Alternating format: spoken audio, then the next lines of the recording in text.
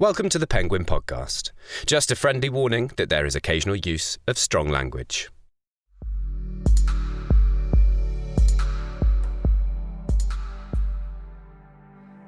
Hello and welcome to the Penguin Podcast, the place where leading authors explore how they get their ideas through a series of objects they bring into the studio.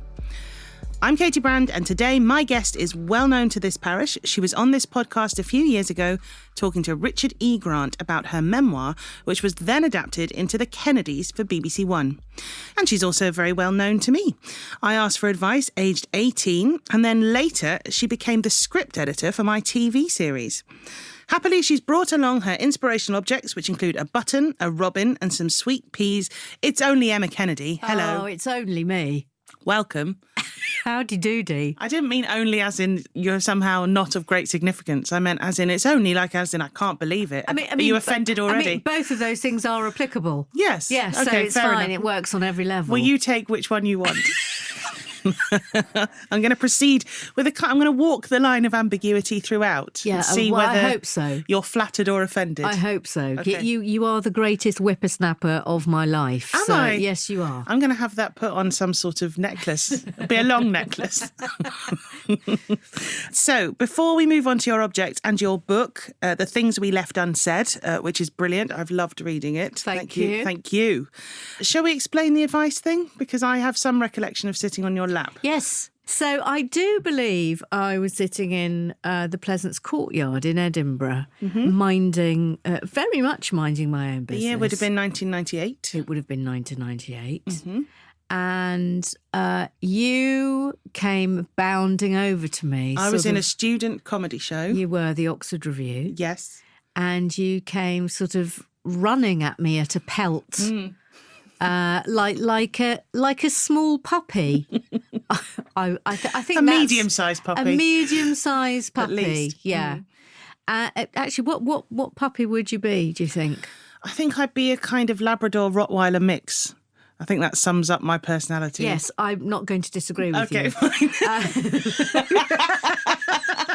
Has such a hybrid ever been achieved? Yeah. So the Labrador Rottweiler mix came bounding over to me. I think you just plonked yourself on my lap. Yeah. Straight off the bat. There was no mucking about. And then asked me to tell you how to do well in life. How to crack comedy and everything and life and everything. And you were very nice to me and you gave me lots of advice and then just gently sort of tipped me off your lap and sent me on my way. You were very kind and generous with your time.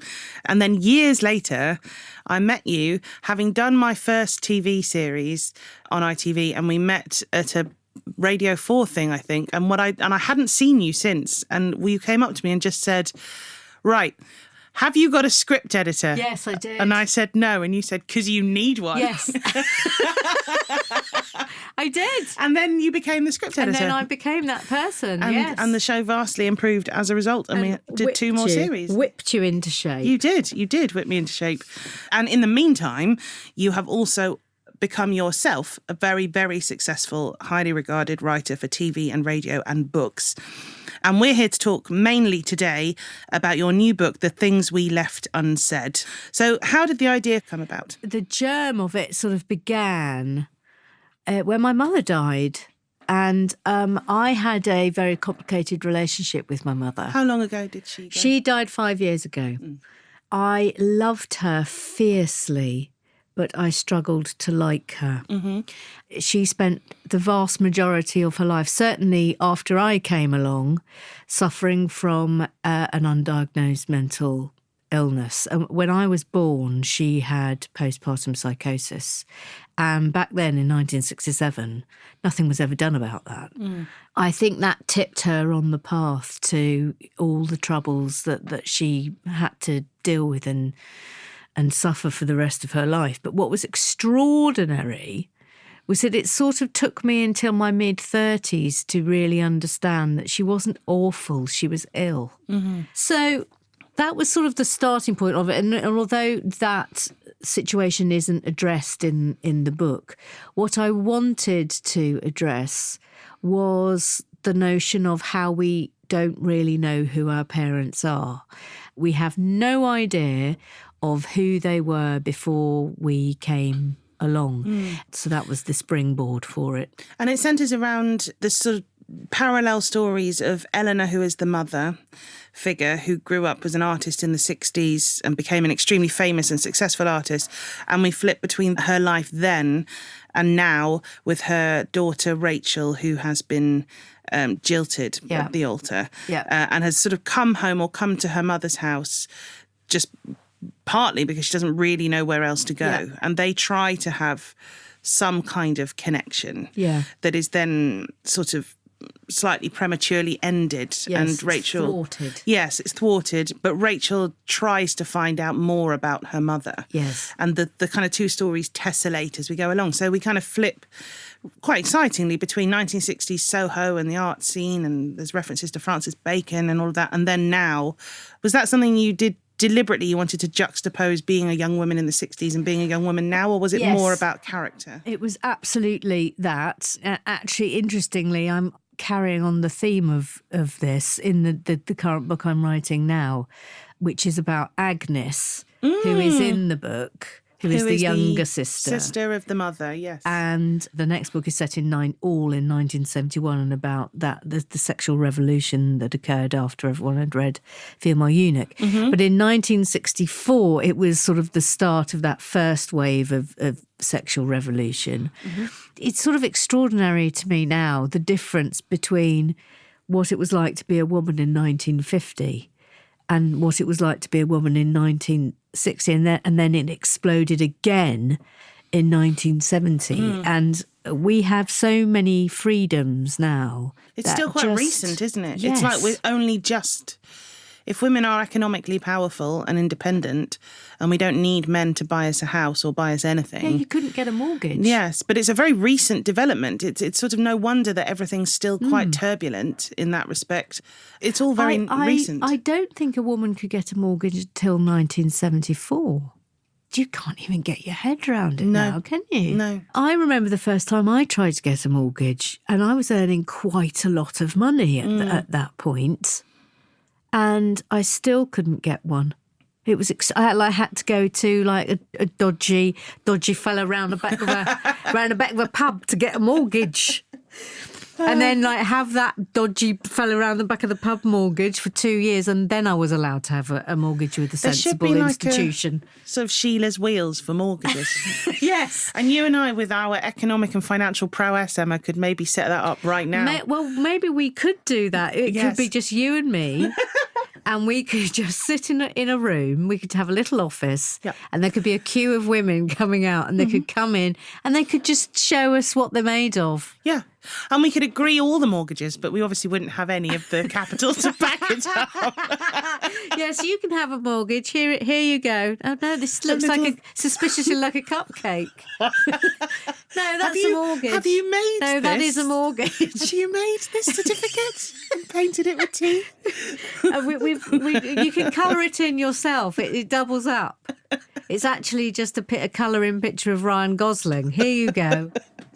I'd settle for that. That's a mortgage. Well, let's move on to your first object, which is a bouquet of flowers. It's a photo. We didn't get any actual flowers. That is significant because that's about Rachel in the book that we start, and it's all gone very, very wrong on the day of her wedding. Have you ever experienced that? Myself? No, not yourself, but do you know someone? I don't know anyone who's been jilted on the day. No, do you?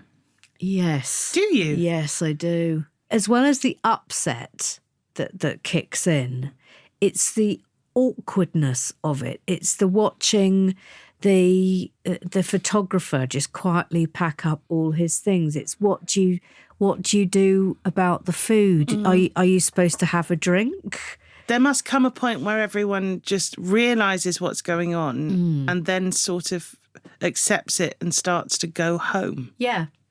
Very odd. Yeah, because you genuinely don't know what to do because it's so against every single decent norm. It's really properly startling. That was the starting point for what does that do to an individual, and then how that forces you to then go back home when really you don't want. I mean, I suspect most women in their 30s, the thought of moving back home with their parents is a deep horror. That's the other tension in the book, is that Rachel wishes that she was an artist and she has some skill, but she doesn't have the confidence to pursue it because her mother is so successful. Which is also very difficult in terms of if you've got the same talent, and why wouldn't you have if it's partly inherited as a very successful parent? What are you going to do? I mean, it is, you're just sort of locked in, really. I know, it's like the Liza Minnelli, Judy Garland thing. Although Liza Minnelli is genuinely also She brilliant. is amazing. Which She is fortunate. I mean, some would say she's better than Garland. Controversial. Goodness me. Controversial. That is controversial. Controversial. Especially now with the new film out. I was Get your controversial opinions out now. I was told an amazing story about Liza Minnelli by the man who used to drive her around town. Go on then. This was when she was with David Guest. He said that she would get into the car and then they'd have to wait 2 hours for David to get in. And then once he was in, she would only communicate with him via the medium of song. So she would go, "Where are we going?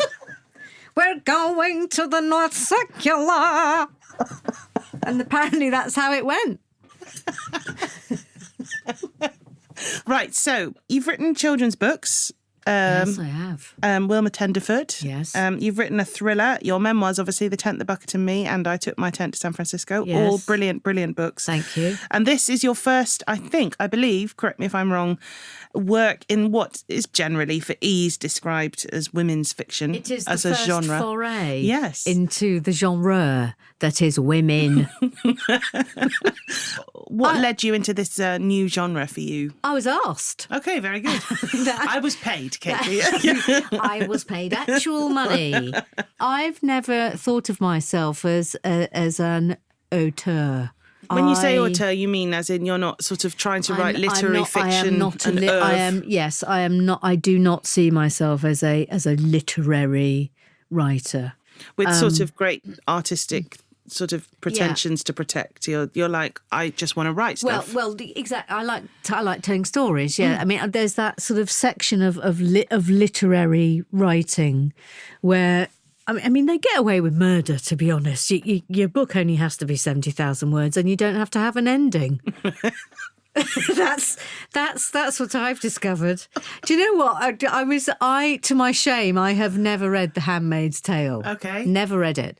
And I thought I must read it. And I read it. And I've always had this theory that books that are up for the Booker and big prizes, they never have endings, Katy. They never have endings. No, and lo and behold, the end of The Handmaid's Tale, where's the ending? Yes. Where is it? Nothing ever resolves. Where is it? Yeah. Where is it? I will put down money that the great Margaret Atwood was just sitting at her desk one day and just thought, that'll do. That'll do. She gets into the back of her van. That'll do. And it was all a dream. Yeah, that'll do. Mm-hmm. Yeah, and but with the books I write, you have to come up with an ending. You have to have Act 5. You have to actually finish it. You have to have Act 5. Mm-hmm. Yeah. And do you like that? Do you find that creatively satisfying? Or would you sometimes just like to go, she gets in the back of a van? Do you know, it's quite funny you say this, is because literally yesterday I handed in the phase 1 of draft 1 of my book. I sent it off to my editor, knowing full well that I have tried to pull a fast one by not having an ending.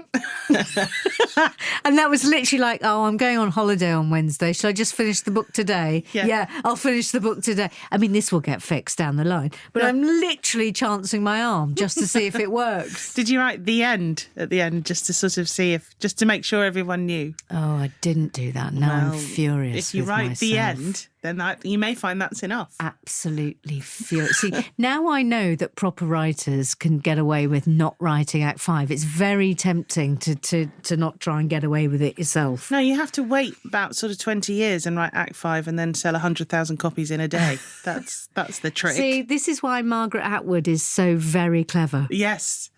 It is, and successful. Yeah. But you're doing your sequel. You've written I it, am. Agnes. Yes. So often with these things, with writers and our perception of writers and successful writers, it is very much about the literary fiction. Of course, there's the genre fiction writers who are commercially hugely successful and rightly highly respected. But people still, when they say, I want to be a writer, they don't tend to think of it in the way that you're describing your life and your work and your attitude to it. I sort of feel like we should hear more from people like you about people who aren't kind of necessarily chasing some sort of immense artistic legacy, that just want to be writing, that just enjoy writing. It reminds me of it's Danielle Steele writing 7 books a year. Yeah, it's a job. Yes. It's a job. I mean, if I had at the very beginning picked one genre and stuck to it, I would probably be a vastly more successful writer in the book arena. There's no doubt about that. But that's not who I am. I have to do different things all the time. And as you've Otherwise, I get bored. Well, I'm similar in that respect. And do you, as you've got older, have you just embraced that and accepted that? Did you try and fight it early in your career and think, I have to specialise? No, I don't think I was that astute, if I'm being honest. Also, a lot of your work has drawn on your family and the quirks of, family secrets, not just about parents, but you wrote Shoes for Anthony based on your father's childhood. And also you said that Gerald Durrell's My Family and Other Animals has been a huge influence on you. Secrets and quirkiness in family members. Is that something you've always loved since you were a little girl? I know you don't have siblings. Were you very much sort of just engaged in looking around and trying to figure out these weird adults? I spent most of my time in the company of adults, actually, as a child. The thing for me that I'm interested in is about the amazing platonic friendship that you have or are capable of having. I mean, certainly from my point of view, when I was an only child, that one great, amazing, incredible platonic friendship that normally happens sort of at the beginning of their 20s, end of their teens, that sort of shapes the person who they're going to be forever. And it's not sexual, but that you love them as more than you would someone you were going out with, but you know that there is an end to it. It's like you can see it coming. And that really interests me, those sort of relationships. And Eleanor and a character called Jake have that sort of relationship in The Things We Left Unsaid. Yeah. And Jake is a fellow art student who then later reveals that he's perhaps not the man Eleanor hoped he was in terms of what she wanted from him. Yes. But he does make her a beautiful jacket. He does. With some beautiful buttons. Which is your next object. You've brought in a tin of buttons here. Yes. So what the button is quite an intrinsic part of the plot. Was it that it was you love the device of having something which kind of compounds the mystery and furthers the plot, or was there something about buttons in particular that you love? I tell you what it is most mums or grandmothers would have an old tin that was full of buttons. And every single button is a memory to a moment in your life or in your family. And so you can look at a button box and think, well, that's just a load of buttons, but it isn't. It could be your first coat. It could be your first school blazer. And in the book, there is a moment where Rachel finds a button box. And bearing in mind that she has always thought that her mother wasn't that interested in her and was aloof and was separate, and the sort of the emotional devastation of discovering that actually her mother has been quietly hoarding small little trinkets of love. And what that does to you. It can be very moving and powerful to find the evidence that all those feelings were there. It's just, they're not easily presented. And an even more powerful thought is, I think most people, when you say, did your mum and dad love you? I think most people will say yes. Did your mum and dad like you? Different thing entirely.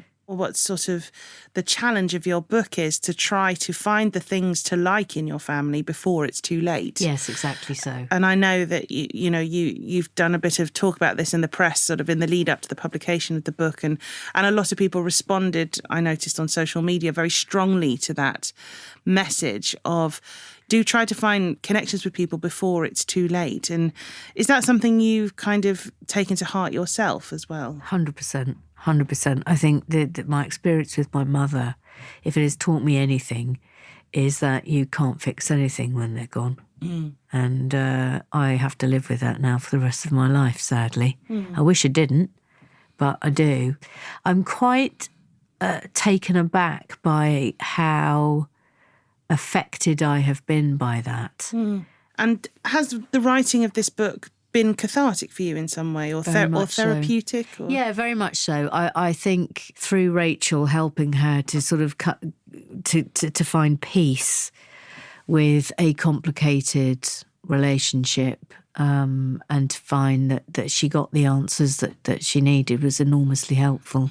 Yeah. So let's talk about some of the research that you did for the book. I know you talk about that a bit in the acknowledgements at the end, and there's a lot in Eleanor's story about Soho in the 60s, and the artists and journalists hanging out at the iconic places there, like the French House and so on, and Francis Bacon makes a sort of oblique appearance. So what was it that led you to put Eleanor, the mother's story, in that time? Have you always loved that time? Yes, I've read loads of books about what Soho was like in the 50s and 60s. Prior to writing this, you just like that period. Yes, I really do.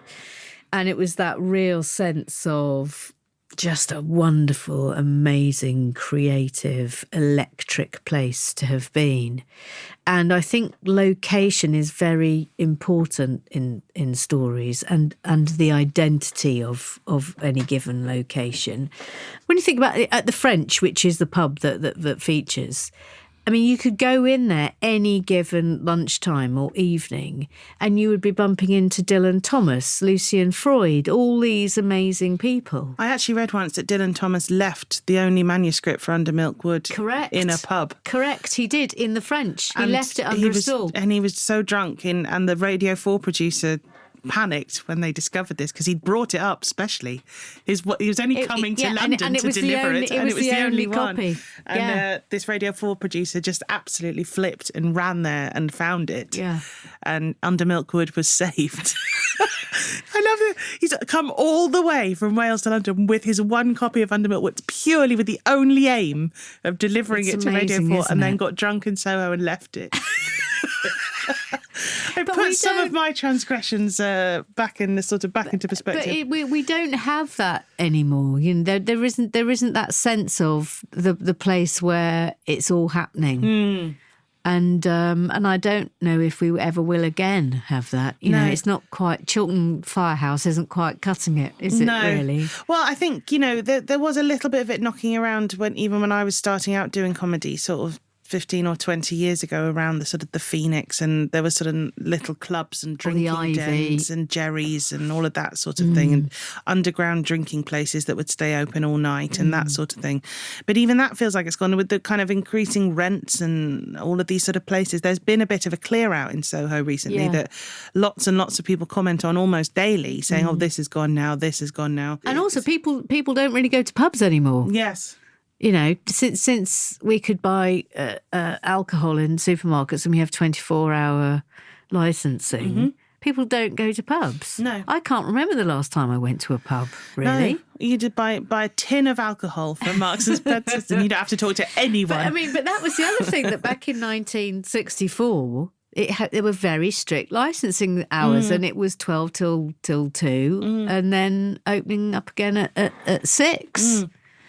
And so when people did meet, it was sort of intense and sort of, you've been waiting all day, really, to sort of be around and go and meet people and share some gossip and that sense of community, I think. And as people become more successful, like Eleanor in the book becomes a more successful artist, I think anyone who has started out, with a little gang, whether that's in live comedy or whatever it is, that as you become more successful, you're busier, or you just can't physically get there, or whatever it it is, travelling a lot more.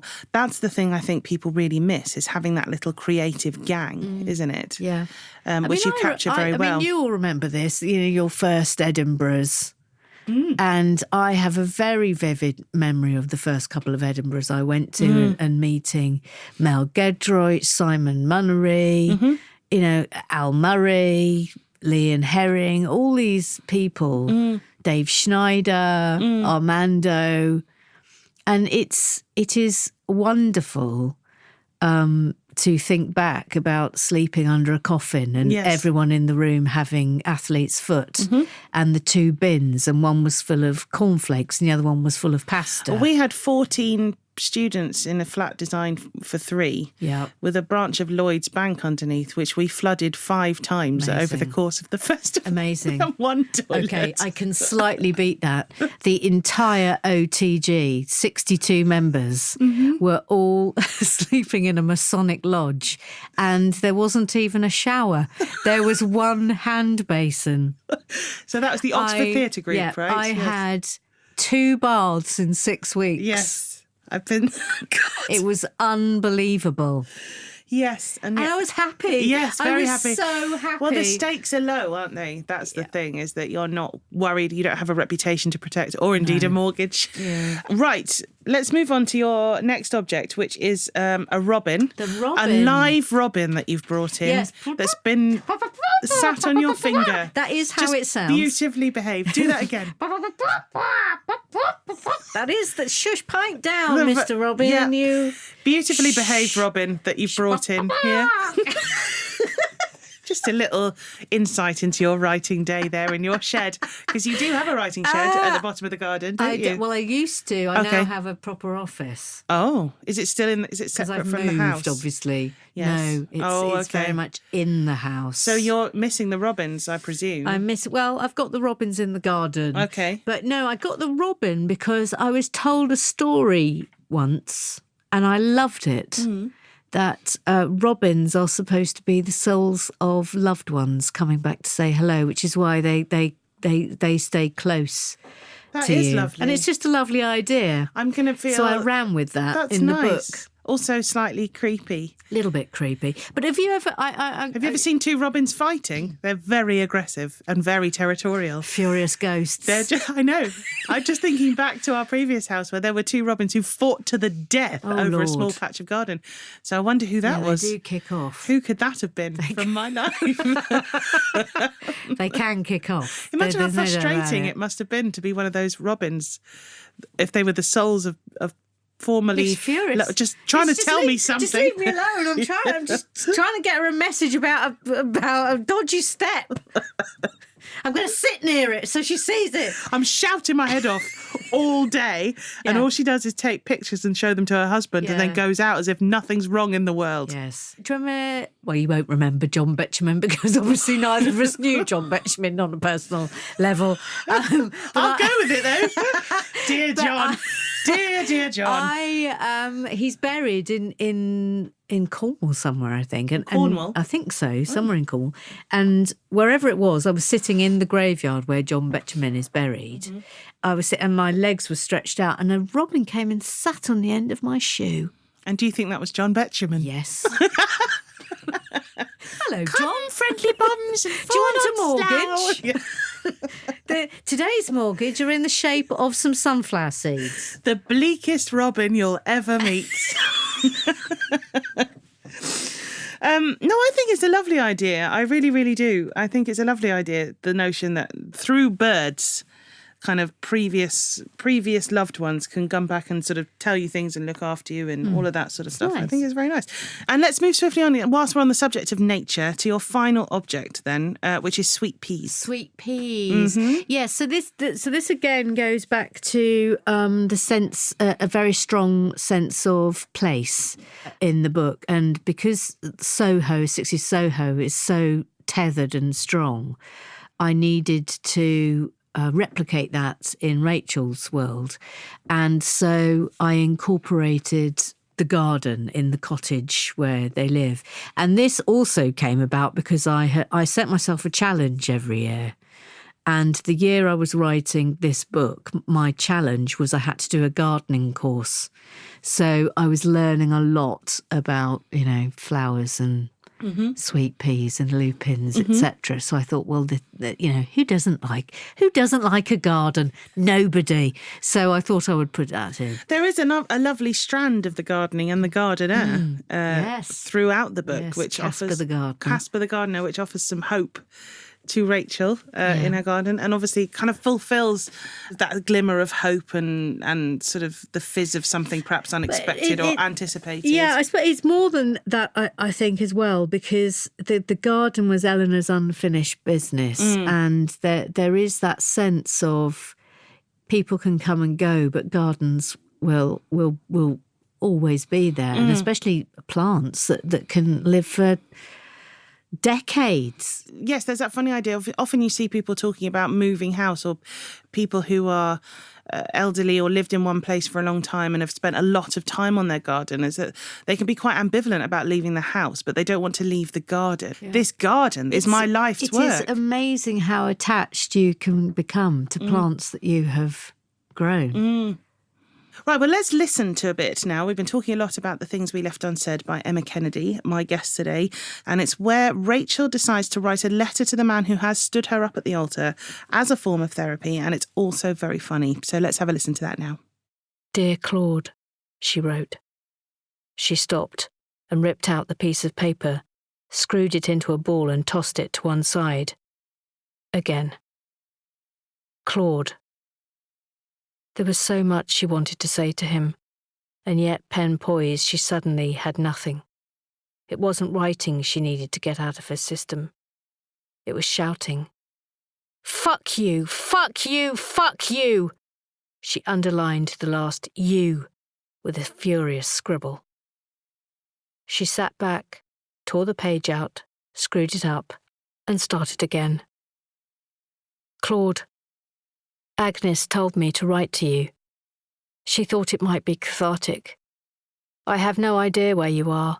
I have no idea why you did it. Your lack of kindness has been breathtaking. I can only imagine how little you thought of me, how tiny your regard. Perhaps there is something wrong with you. Do you have an illness? Are you dying? Were you trying to spare me a secret pain? When did you decide you were going to do it?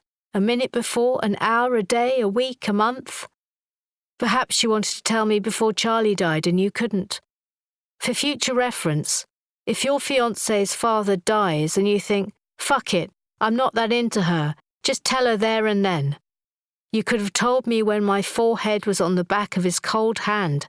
You could have told me the worst news in the world in that moment, and it wouldn't have touched me. But waiting until the day? No, Claude. No. That was The Things We Left Unsaid, read and written by my guest Emma Kennedy.